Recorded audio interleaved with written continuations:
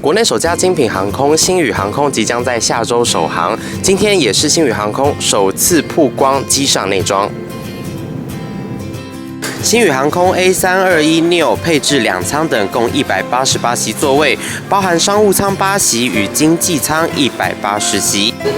符合人体工学的椅垫设计，搭配窄体机少见的高质感皮质头靠，不用自备颈枕也能舒服入睡。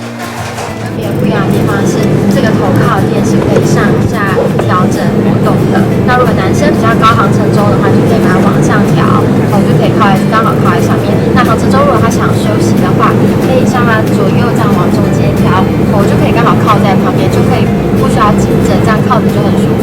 那另外的话是椅背我们是做的比较薄，所以它的这里的空间的话大概有35公分。那这样的话，男生的脚也可以很轻易的伸直休息。而众所瞩目的商务舱，主打的则是国内窄体客机首创的全平躺式商务座椅，全长可达208公分。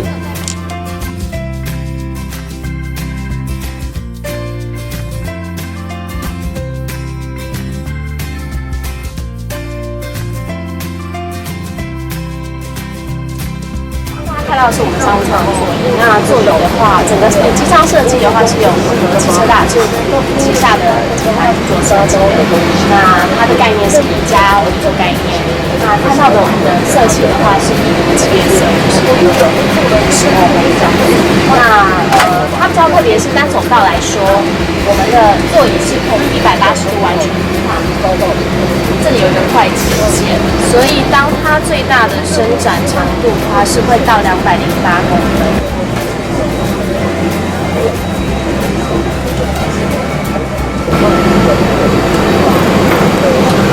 那在一般的 narrow 单走道来说的话，这是比较特别的。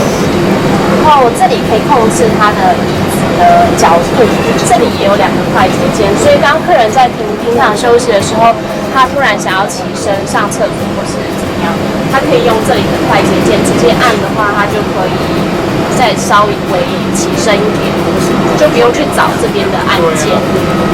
那这里的阅读灯是4段式，然后再来是这边的扶手是可以做调整。